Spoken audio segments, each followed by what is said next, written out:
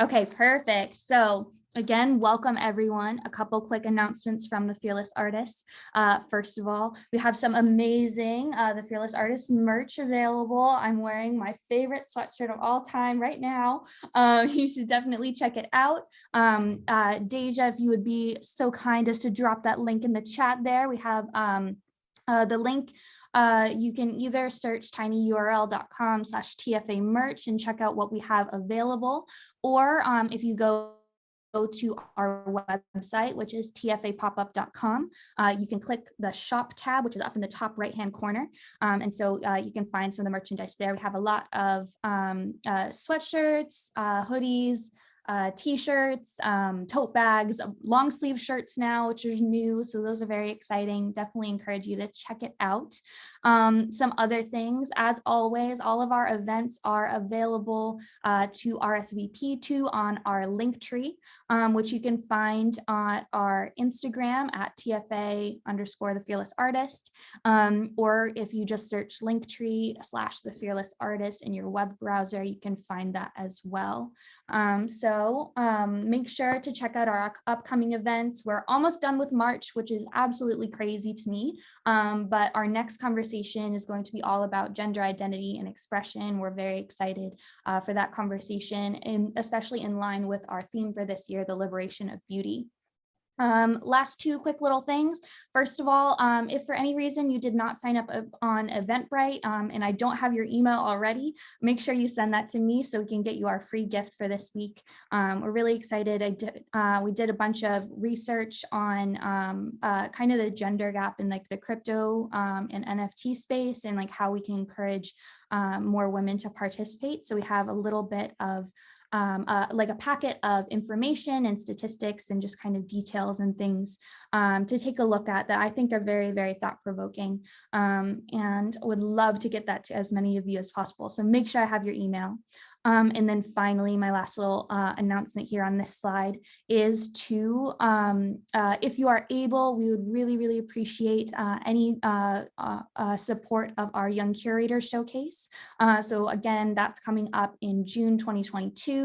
We're going to bring as many young emerging artists as possible to the space to be able to show their work and make connections and network with people. And so in order to do that, the funding and any donations can really support bringing these young curators and others to the space, building it out, and just creating a really wonderful experience for everyone. So if you're able to, there's that QR code right there for any donations. We really appreciate it. And let's see.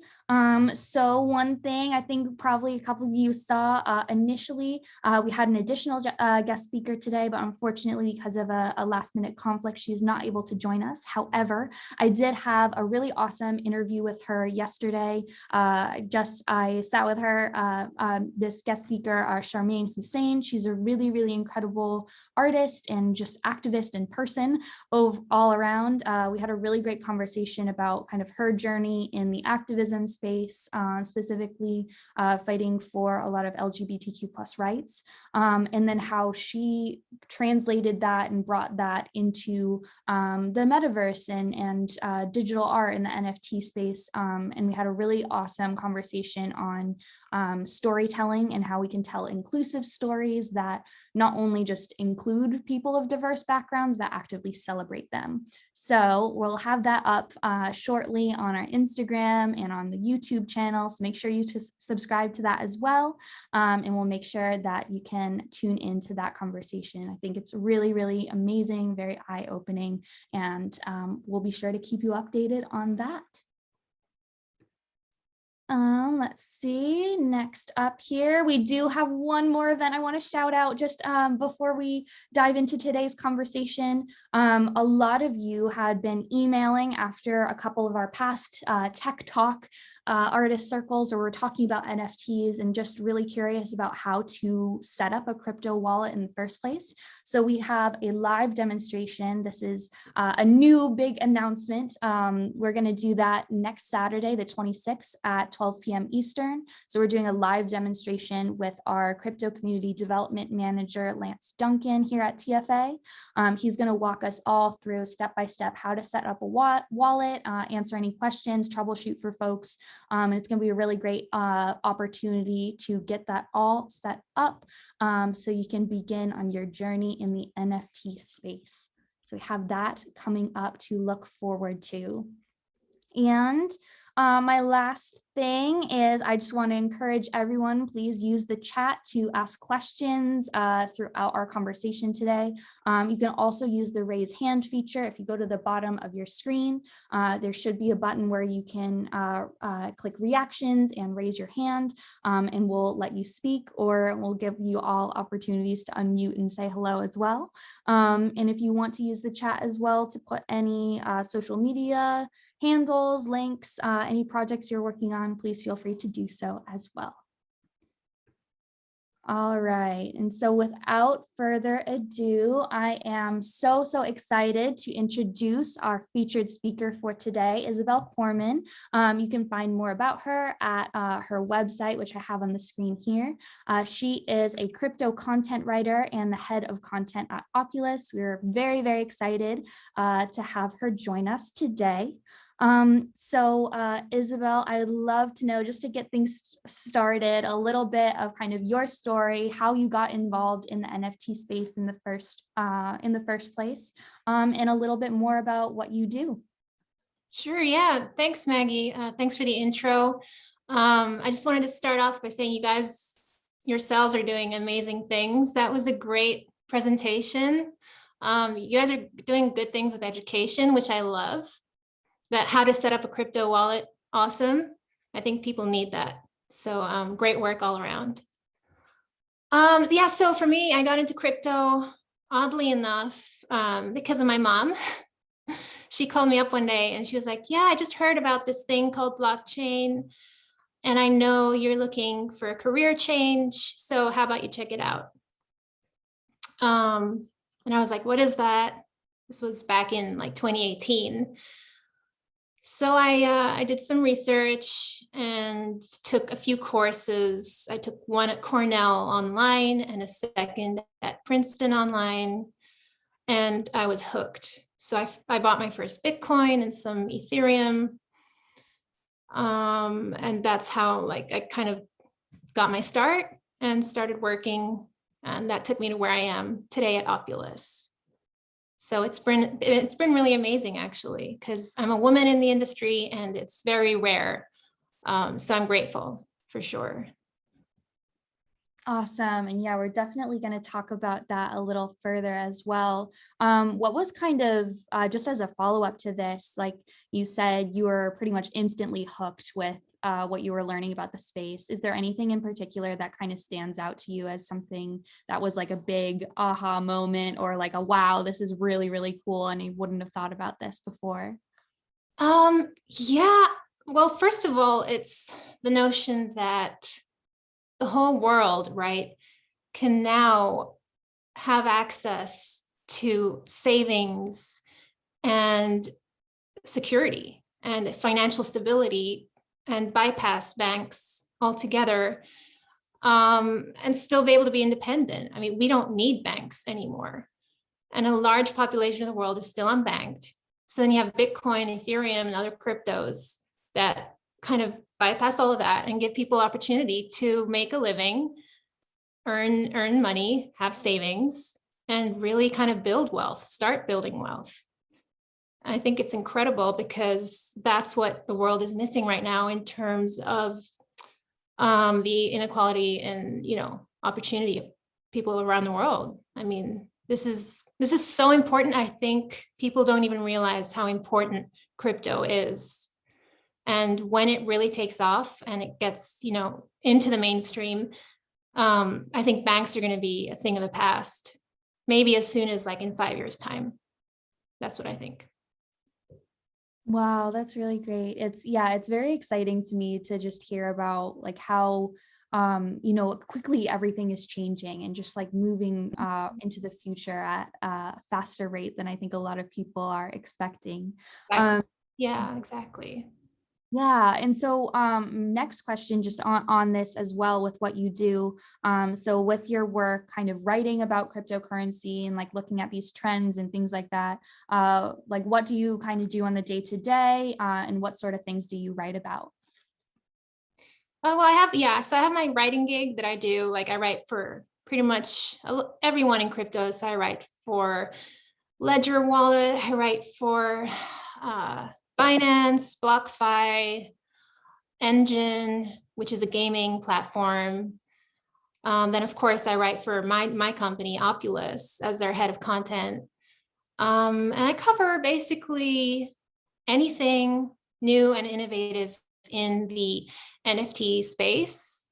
I mean, it really varies from day to day, but I think one of the most exciting things about what I do is the creativity, right? You can never take that for granted. And getting paid to do something creative is such a blessing. I think that's a place where a lot of us really want to be, you know, us creative minds. So it's something I think about it every night before I go to bed. I'm like, I'm so grateful for this. I worked really hard to get here, and it's a passion that never dies. So yeah, it's amazing. That's awesome. It's so exciting to have you here. I think you're reminding me my conversation I had with Charmaine, who's working on a project called Enchanted Valley.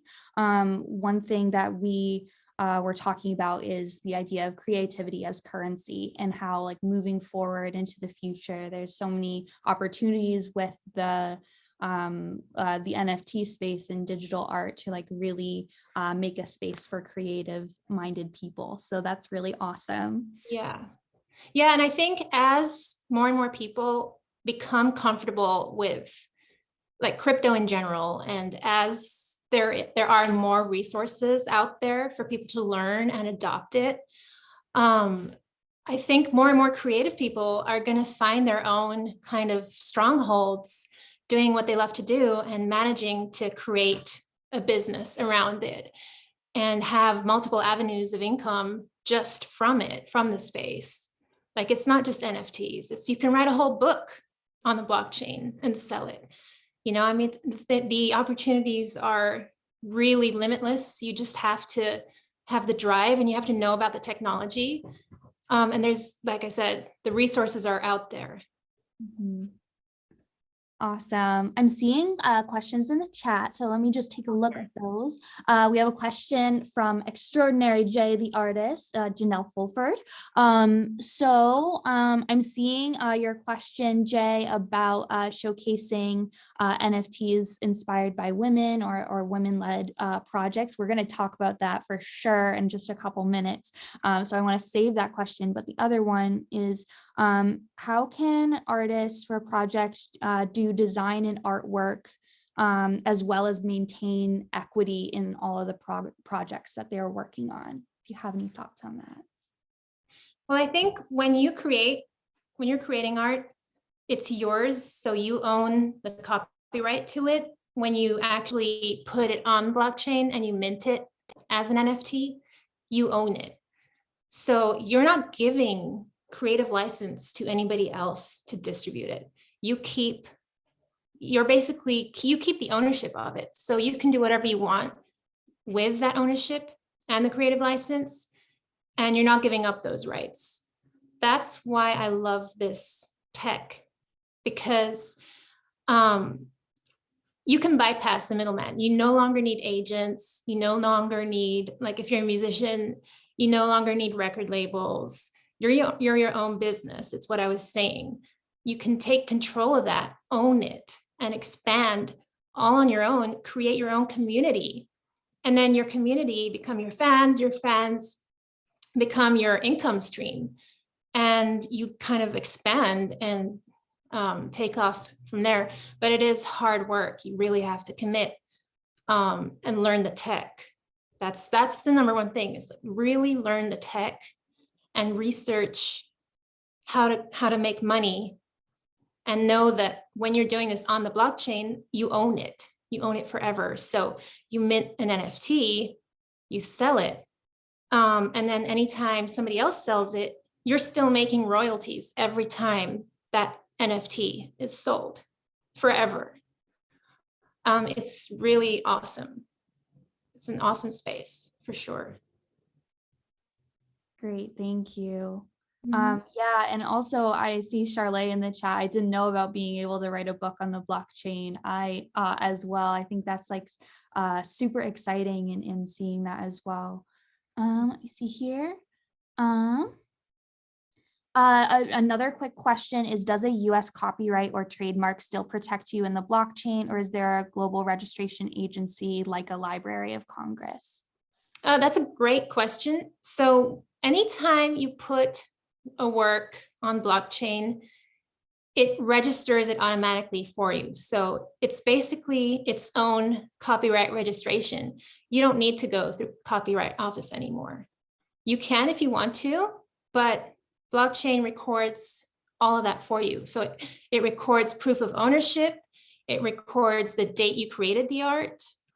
It records everything. I mean, anything that you want to encode in that NFT, you tell the software or whoever's minting it for you. Hopefully you're going to learn how to mint your own work. And then you tell the program, hey, like I want it to say that I own it. I made it on this date. These are the properties. And this is what these people are allowed to do with it when they buy it. So when you sell your work, you're not necessarily selling the ownership of it. You're actually selling the work's uniqueness, but you're still the owner. That's why you're still going to make royalties in perpetuity, because that will always be yours. Nobody else can buy those rights unless you specifically sell those rights. So yeah, another awesome feature of blockchain. Yeah, great, thank you. And so, yeah, that totally fits in with Donna Ray, your question. So even when it's sold on blockchain, you still own it. And yes, unless you like specifically put that you are selling the ownership of it, that is something that you still own. I'm seeing some more awesome questions. I do want to get to this next question I have up on screen. But first of all, one thing that we talked about highlighting in our conversation today was the value of generative artwork NFTs, not just for musicians, but for anyone who is thinking about leveraging artwork NFTs for a bunch of different reasons to their audience. So I have a couple images as well that I can show up on screen from your work with Oculus, but I'd love, first of all, if you want to just give like a brief definition, like what is a generative artwork NFT for anyone that might not know, and then talking about its value to all sorts of visual and performing artists out here. Yeah, this is great. So basically generative art NFTs, probably you all know the best example, which would be the Bored Apes, right? So Bored Apes Yacht Club. Those are generative art. What it means is basically you have one prototype. So you have one of the apes, and from there, you take the design, you input it into a software. In this case, it's a smart contract on the Ethereum blockchain. You tell the smart contract, hey, like here's a piece of art. I want you to take this piece of art and make 1,000 other pieces, randomize their attributes and personalities, and incorporate them into each their own unique NFTs. So from there, that's how Bored Apes was born. So then everybody has a chance to own a unique ape that each has its own attributes. And there's only one of each kind of, there's only one of each made. That's what's so special about generative art. Whereas other NFTs, you can make like 10,000 of one NFT and it's going to be the same one. So like a bunch of people can own one. Those are called common NFTs. Whereas generative NFTs can be common, rare, ultra rare, super rare. And obviously they range dramatically in price. So that's kind of what generative NFTs are. It's art meets algorithmic software and randomization. So I think it's pretty cool. Awesome. And then if you want to talk a little bit more about like the value of these kinds of NFTs for all types of artists. I know on this call, we have a bunch of visual artists here that are potentially interested in getting into the NFT space.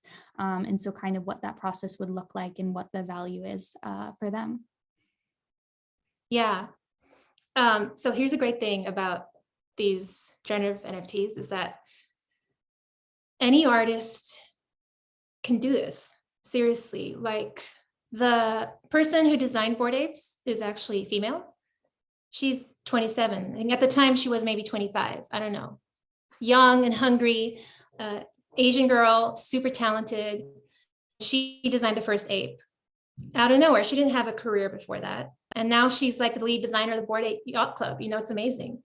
But basically, when you have an online presence, like a website or socials or whatever, and you become active in crypto, it's all about connections, right? So you can contact projects and be like, hey, I'm a graphic designer or an artist, and I'm really interested in designing some NFTs.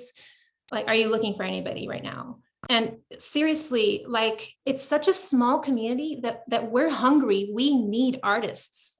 We need graphic designers. Every crypto project wants to create the next best NFT right now. And there's so much great talent. Like I can't even imagine the amount of talent that's in our call right now. So I think just knowing that the opportunity is here and it's right, and just, you know, get into it, take advantage, research, because you never know, you could be the next big designer for a huge NFT collection. And within a year, you could be a millionaire. It's amazing. That's awesome. Thank you. Let me get back to our chat here. I'm seeing some awesome questions in here. Pearl, I love your question about getting started. We're going to address that in a couple minutes for sure. So just hang tight. And let's see. Janelle is wondering what software, that you recommend for creating generative NFTs, or like where does someone go to start with that? So there's a few I like OpenSea and Rarible. They're two of like the go-tos. The reason I like them for beginners is because it's super intuitive and user-friendly. They're not necessarily like the most cost-effective platforms for minting NFTs, but they are going to be your best friend in terms of getting started. It might cost a little bit more, but until you learn the process and learn how to do it, I think it's a good place to start. And then you might be able to, from there, be like, you know what, like I can graduate to my own smart contract blockchain development, where I can bypass these platforms that charge like 10%, 15% of my commission for my sales. And I can bypass that and start encoding my own NFTs on the blockchain. It's very technical and it's not for everybody. That's why a lot of artists are on OpenSea, Rarible. And then there's NFT Showroom, Atomic Hub. There's a lot of good ones that do a good job of guiding you of how to mint NFTs. But I'd say try not to get too technical right at first, because it could be a little daunting. So it's worth putting in a little bit of extra investment or money just to kind of get the feel for it. And then just put your art up for sale and see what happens. And you can name your own price, which is awesome. Great, thank you. And again, thank you everyone for all these really great questions in the chat. I want to give Isabelle a chance to talk about some of these images. Thank you for sharing these with us from Oculus. If you want to talk a little bit about this project. Yeah, so these images you're looking at, these are the Mona Lisa NFT collections from a drop we did last November. We did an NFT campaign for an artist named Little Pump. He dropped a single called Mona Lisa, which is now out, obviously, on streaming platforms everywhere. The song Mona Lisa features Soulja Boy. It's now gotten, I don't know, like maybe 2 or 3 million streams already on Spotify. And what we did to encourage people to buy into the initial campaign in November, because it was a fundraising campaign for the artist, right? We said, you know what, like, if you invest in Little Pump and Soulja Boy, you are going to get a share of the copyrights in their single Mona Lisa based on your investment amount, and you're going to get royalties in perpetuity. Anytime the song is streamed, you're going to get a share in the royalties. Additionally, as a perk, we said, we're going to offer you bonus NFT artwork. So we had different tiers. So if you invested $100, $500, $2,000, $10,000, you get these 4 different NFTs that one is like, I think it was silver, gold, platinum, ultra rare. Yeah, I think there were 4 different tiers. And we had a limited supply of all 4 of them. And then people were like, you know what, like, if I invest more, I obviously get the most rare artwork. And what happened was we sold out in 2 hours. We raised $500,000 for the artists. They get the cash up front. And these artwork NFTs each are loaded with their own perks.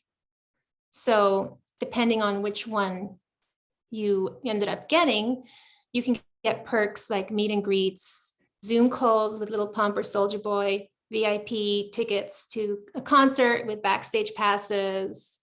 We would fly you out to a concert of your choice anywhere in the world. I know tours aren't really happening right now, but when they do, we're going to do that. We're going to fly people out to meet the artists and hang out. And then there's things like exclusive merch, signed CDs. People don't really use CDs, but it's still cool to get a signed CD of your favorite artist. So these are all bonus perks and unlockables that are attached to these bonus generative artwork NFTs. And it's just another kind of, another means for artists to make more revenue. And that's kind of the goal, right? Like, how do I maximize my earnings as an artist? And this is a great way to do it. Attach perks to your NFT.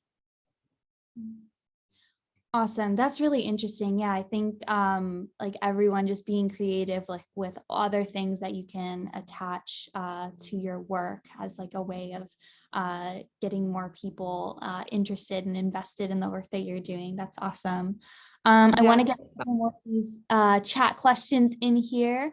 I'm seeing a question about like, where do you go as an artist to kind of find contract work for an NFT project? Like if you're looking, you want to find someone with an idea and you can create the artwork for it.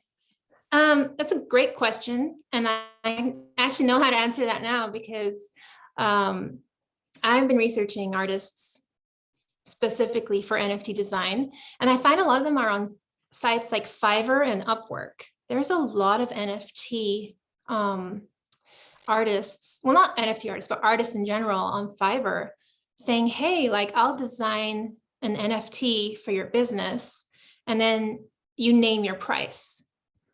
So I think just kind of looking at those kinds of services is worthwhile because it's like a stepping stone, right?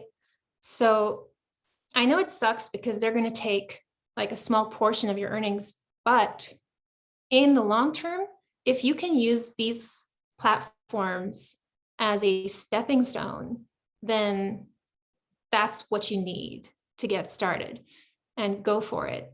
Another way is setting up social media. making your own business, setting up your own sales platform, setting up your web store on your website, and linking back to all your socials and displaying all your work on Instagram, all your work on Twitter.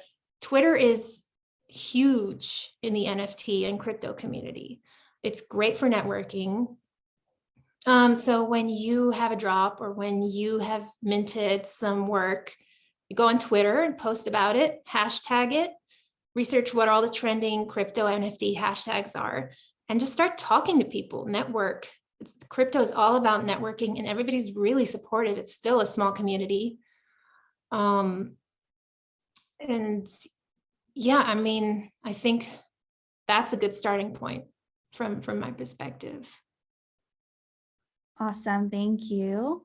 I want to get back to, I believe it was Pearl's question from earlier. So one thing when we are preparing for this call, TFA team and I, we are looking at just kind of information about women in the cryptocurrency space. And one statistic that I found was that just 19% of cryptocurrency investors are white women and only 4% are Black women. We see like a really, really big gap in crypto and NFTs gender-wise. And so I'm curious about your thoughts on how we can encourage more women to become involved in crypto and NFTs. Yeah, that's a great that's a great point, because it's a hustle too. I mean, we want, like, the crypto community in general, we all want more women in it. Like, we're super, like, we're hungry for more women in it, right? And not just women, but men too. I mean, otherwise it's like just a bunch of men talking to other men. I mean, what we can do, I think, is really expand education and try to reach the female audience through education and user guides. Maybe like some kind of really interactive educational program online, or some kind of like advertisement on social media that's targeted to women. I mean, that's like, this is something that we're trying to tackle as a crypto community, is how do we get more women in the space?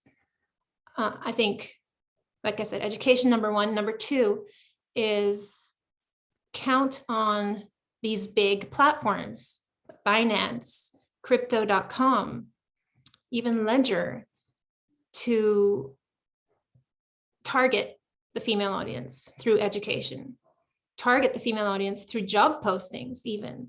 I mean, it was so hard for me even trying to look for a job. I had to really dig in.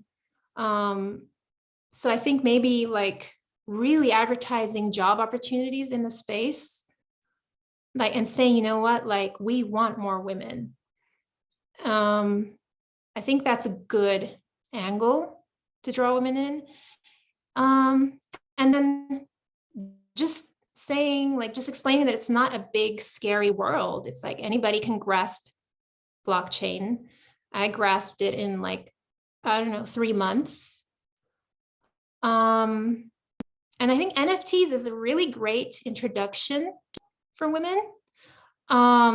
There's a lot of female-led NFT projects that focus on outreach for the women community, which is great. One of them is WOW, World of Women. It's women-led, women-ran, and they kind of focus, their main focus is like, hey, how do we draw women in? Like, how do we set up initiatives to expand and bring women into crypto? So I think NFTs is a huge part of drawing women in, and explaining like, hey, you can buy an NFT for cheap. You know, not every NFT is $500,000. So explaining to women, hey, like, maybe download the Binance app on your iPhone, or download Coinbase. Maybe invest in a little bit of crypto just to get your feet wet. Or go online and find a really affordable NFT that you can hold in your wallet. So little educational programs like that, that NFT projects like World of Women are already doing, I think helps a lot. There's also one called Boss Beauties. It's another female-led NFT collection. They're doing the same thing, and they're huge. I think they made like $40 million last year in NFT sales in their first year. So that's amazing. And they have a huge, they have a lot of support from women all over the world, which is great. So yeah, it all comes down to education and access, in my opinion. Yeah, definitely. I think like other things when I was looking this up is I was seeing there's definitely the desire to learn more, like looking at different surveys and especially focused on women, the percentages of people that are curious or want to know more about cryptocurrency keep going up and up and up, like really quickly. And so I think there's definitely that desire there. It's just making sure that education is prominent enough and people are able to access that. And kind of on that point, I have a question here in the chat from Donna Ray. She says, as a woman of color with a disability, I need written information to dissect before jumping in hands-on. Do you have any suggestions on like places to go to get written information on, you know, the NFT space or where she can find more information like that? So I like Binance. I like the Binance blog because they have a wealth of information about crypto and NFTs, like everything from the ground up in terms of easy to understand and fun to read. I think that's the key, right? Like you don't want to get bored learning about the subject. You want to enjoy it. I really like their content. I think the other place to go might be CoinMarketCap.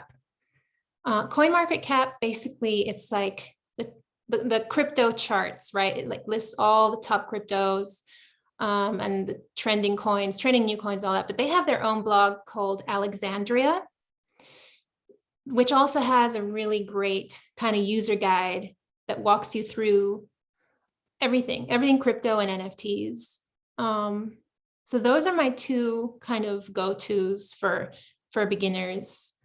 Then obviously there's, I mean, I'd say like for me, when I was getting started, there was, I was Googling just a ton of NFT and crypto stuff. I did a lot of YouTube video watching.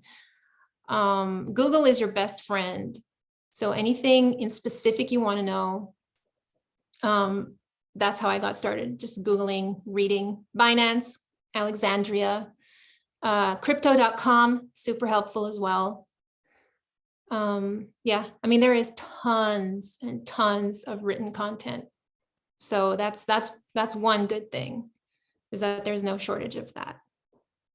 Awesome. That's great. Thank you. We will definitely, I'm making notes here. So all these suggestions on resources, places to look, I'll definitely be sending that out in our recap email later today or tomorrow morning. So I'll make sure to get that. Deja, if you don't mind like searching a couple of those things and putting some links in the chat while I'm screen sharing, that would be awesome as well. And let's see, I want to get to our next question here. Dun, dun, dun. All right, so I think with this, a lot of people have this idea of there's this kind of mystery around the NFT space or crypto, and they're just not really sure what's going on. And so one question we like to ask during these conversations on NFTs and digital art and things like that is like, what is something more people need to know, or kind of a common misconception that people have that we need to correct? Well, the number one thing is that it's too late. That's what I hear all the time. It's like, oh, I've already missed that boat. Everything's too expensive. And I'm not sure why that's such a huge misconception. I don't understand like why people think it's too late and that they've missed the boat, because I mean, we're just at the beginning of this crypto movement, right? It's like the new internet. We're still at the beginning, so it's not too late. This is the great time to get in. And like I was saying earlier, there are plenty of NFTs out there to invest in that are still new projects and affordable. I mean, you can go online and buy an NFT for $10, and who knows what it'll be what it'll be worth in a year. Then there's the other misconception is, oh my gosh, like it's I don't understand. It's too technical. It's too difficult. I don't know what it is. Well, but it's not technical. It's literally art. It's just like going to an art gallery in person, but except you're doing it online. And it's the same thing. You're investing in beautiful art that is going to grow in value, and you are going to own it no matter what. So no, it's not difficult. It's not technical. You just go to a website, you go to OpenSea, like I was saying earlier, or Rarible, or one of the other ones, NFT Showroom, Atomic Hub, the same ones I mentioned earlier, and you just browse and look and get started. The other thing is, a lot of platforms do airdrops for free. So if you follow some projects like Engine, for instance, ENJIN, they once a month they drop NFTs for free. So you literally you just take your phone and you scan the QR code. Well, first you have to download the wallet, and then it just shows up in your wallet, and here you are. You own an NFT. It didn't cost you anything, and it has Engine coin infused in it. So yeah, I think that's great. Awesome. Thank you so much. You see our next one. So I know you already mentioned like a couple projects that were women-led, but would love to know just some women-led NFT projects that you are excited about, whether they're new or old.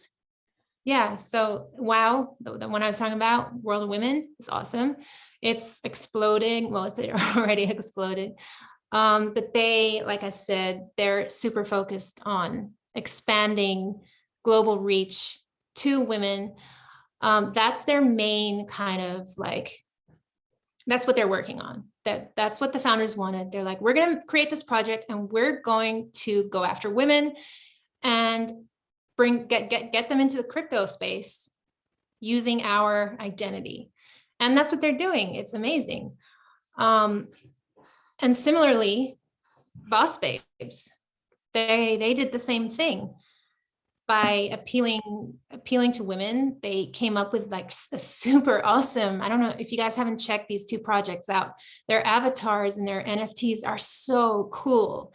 The designs are so great. And you can, like, when you buy one, well, now it's, for me, now it's unaffordable. But people are using these NFTs as their profile avatars on Twitter and Instagram. Because they just look so badass, right? Another one is Sad Girls. Sad Girls is awesome. If you're into dark arts and the goth scene, it's this artist, again, she's a girl, and she was like, you know what, I'm gonna create a dark arts NFT collection that's focused on goth girls, skeletons, and sad cats. And then if you collect all three, you get special perks. It's super cool. Like, there's so many girls doing awesome things with NFTs. And it just started as like a sketchbook idea. And that's what's so great, is like, it starts with a design, starts with something in your head, and you're like, hey, I want to experiment with this. And I want to be able to make it, mint it into an NFT and possibly sell it, see what happens. It might take off, it might not. But what if it does? You know what I mean? What if it does? It could change your life. That's awesome. Yeah, you just got to go for it. I think. Yeah. You have to. Yeah. And this is the best time to do it now that everybody's just getting started, because these people like doing all this and putting this gorgeous art out there and like making money. I mean, I think it's great for everybody involved, but they went for it. They worked hard. They did their research. They figured out how to mint these NFTs. Nobody really handheld these people. They figured it out. You know, it's like, if you want hand holding, this isn't the industry for you, because everybody's so busy and it's such a small community that it's like, you know what, like I put in the hard work already. I had to learn it all on my own. And you're going to have to do that too. If you're really, really that set on doing this, then you got to know the ins and outs of blockchain. You got to know how to mint your first NFT. You've got to know what a digital wallet is and how to download one and how to use it, because everything is a crypto transaction. So once you have those core elements figured out, then you can start figuring out everything else. Awesome, thank you. I'm seeing a really great question from Pearl in the chat. She says, like, when people talk about women, they generally refer to white cisgender females. And so, like, how are these groups actually doing the outreach and creating access for femmes who are BIPOC, trans, and living with different disabilities? And she goes on to talk about how these folks in general have a combination of less resources, and the environments may not be as safe. If I can just add in one thing here, Pearl, you should definitely check out the conversation that I'll be publishing on YouTube and on our Instagram later. This is a conversation we had yesterday with Charmaine Hussein of the Enchanted Valley NFT. We had a really big, deep conversation about really celebrating diversity and bringing people of all abilities, races, genders, etc., into like this NFT project that she's working on. So I think that's definitely one to check out. We'll make sure that we get that in there as well. Izzy, if you have any thoughts on that as well, I'm going to look at some other questions here in the meantime. Yeah, I mean, my number one thought is that this is the best space for inclusion, because we're accepting no matter what. Like for me, especially, I'm a Middle Eastern woman entering this space. Middle Eastern and a woman in a male-dominated space. It was tough. And still, like, a lot of these guys don't take me seriously. So I understand the challenges. I understand that, like, that method of thinking, like, you know what, like, what if this happens? Or what if I'm not accepted? Or how hard am I going to have to work? How much harder do I have to work compared to the average white woman? And yeah, it's true. You know what? We do have to work that much harder. It's always been that way. But the great thing about the crypto space is how accepting everybody's been so far, and how much diversity that exists in the space. I mean, all you have to do is research and you'll see that a lot of the artists who are doing big things in the space come from all kinds of walks of life. This is one of the most amazing places to be for an artist from any background. We are one of the most accepting spaces in terms of industry. And that's the good thing, I think. That's what appealed to me when I was first starting out, is how much opportunity there is, no matter where you come from, who you are, what your background is. There's going to be a safe place for you. And crypto is it. Definitely. It's definitely one of the best spaces. That's been my experience. Awesome, thank you. I want to just, in our last couple of minutes, there are a couple questions I missed from earlier that I want to get in here real fast, kind of like on the technical side of things. So one question, this is from Janelle, asking about using music created by other artists, like within your NFT. So for instance, she likes to make artwork about Jay-Z. Like, can she use snippets of his music in the NFT, or kind of how does that work? So you mean, like, if you want to make an artwork NFT with a backing track? Basically, I want so I have like a bio that I created. I can't hear. Janelle, sorry, we're having a little bit of trouble hearing you.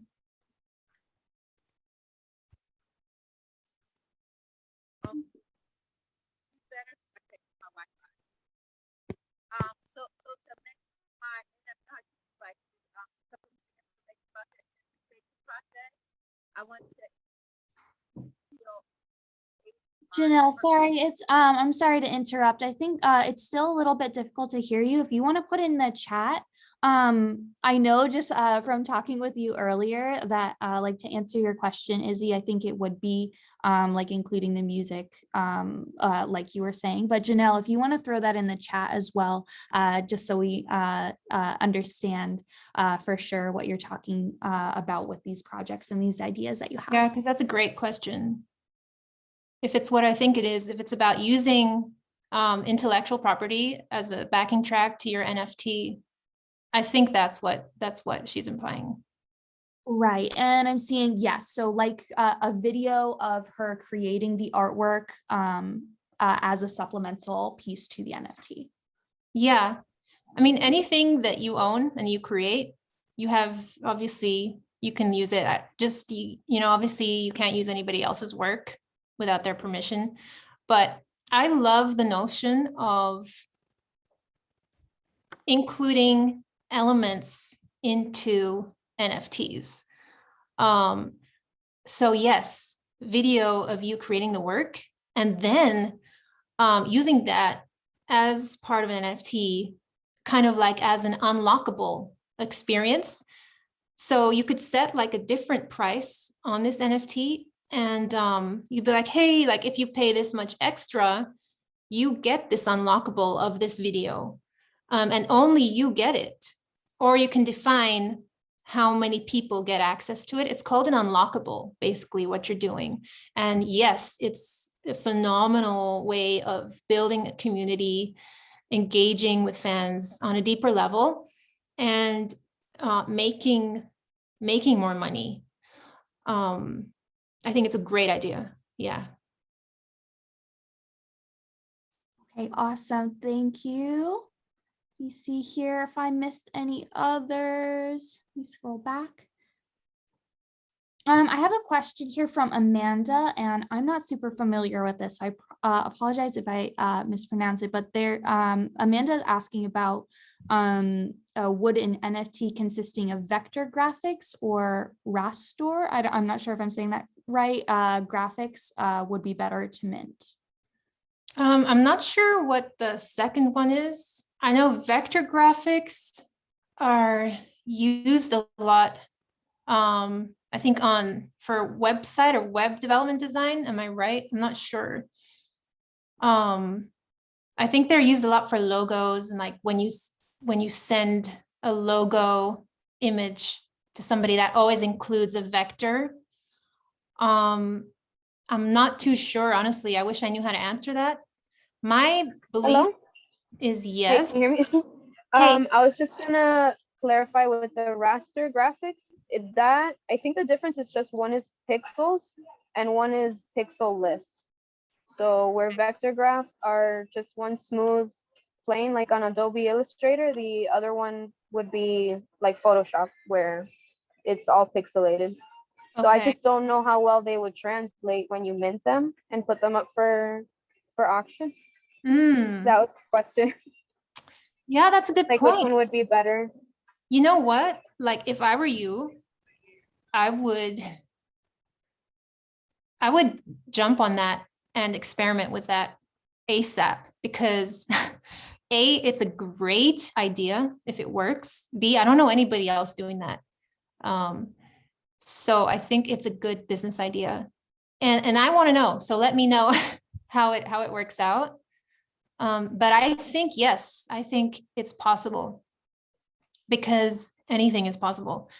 So I say go for it. Okay. And let me know what happens. I would love to try both just to Yeah. see because Yeah. there's different things that you can achieve with both. Yeah, I So- agree. I say go for it and keep us updated. Okay, we'll do. Thank you. Yeah. Awesome. Thank you, Amanda. And thank you, Janelle. And thank you, Pearl. And thank you, everyone that's been, Donna, everyone that's been asking questions in the chat. That's really appreciated. I'm glad we've gotten to chat about all of these things. We are coming, we are at the end of our time for today. So I'm going to skip over here real fast. But I want to say a huge, huge thank you to Izzy for joining us today. Really, really appreciate it. My pleasure. That we get your website back in there so everyone can check out like more of your work and some of the things you've written and stuff like that. But thank you so much for being here, answering all these questions. I'm going to go back through the chat, make sure we get answers to everyone in case I missed something. So definitely stay tuned for that. And if we can, a big virtual round of applause for Izzy for joining us. It was really great. I enjoyed it. There were some really great questions, and it's a great group of people. And I just say, like, keep doing it and experiment, because you never know. Mm-hmm. Wonderful. Thank you so much. Thank you again, everyone, for being here. I'm going to do some quick little recap announcements. Again, don't forget to check out your TFA merch online. We have some upcoming events I'm going to talk about in just a second. I got a couple emails in the chat. Thank you for sending those. For anyone else, if you did not sign up through Eventbrite, make sure I have your email so that I can send you our little packet of information all about women in the NFT and cryptocurrency space. We want to get that to as many of you as possible. And then, of course, if you're able to make a donation in support of our Young Curators Showcase coming up in June, that would be greatly, greatly appreciated. And let me just give you a brief preview into some of our events coming up. Again, we have a live demonstration from Lance Duncan, the TFA Crypto Community Development Manager, on this coming Saturday. So all about how to set up a crypto wallet. We'll walk us through the entire process, start to finish, and help answer some questions and troubleshoot. So that'll be a really great opportunity for everyone looking to do that.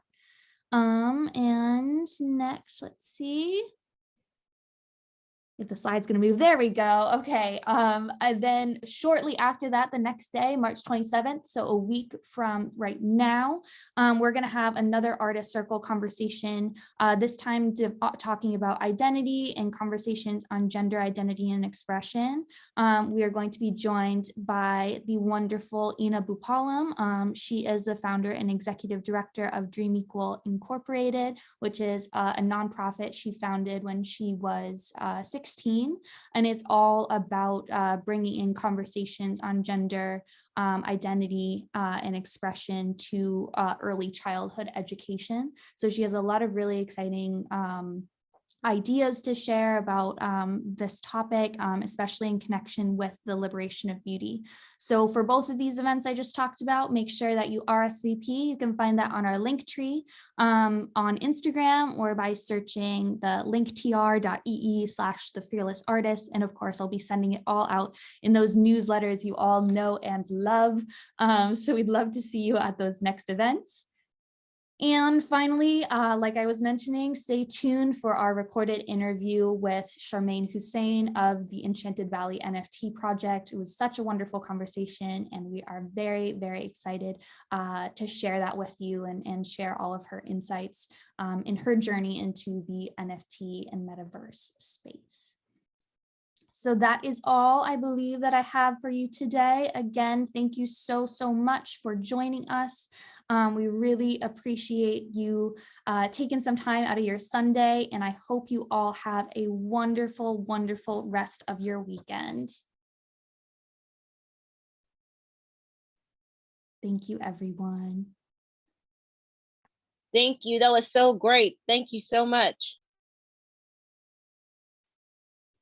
Yay. Thank you, Goodbye, everybody. Goodbye. Thank you for joining us, Donna. Okay. This was great. Have a great Sunday. Thank you. Thanks. Bye, Takumba.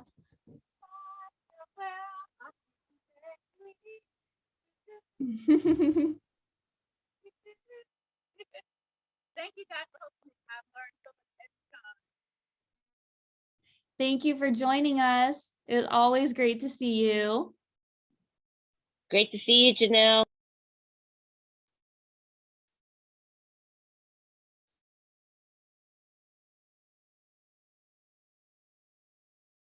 I'm gonna stop recording here.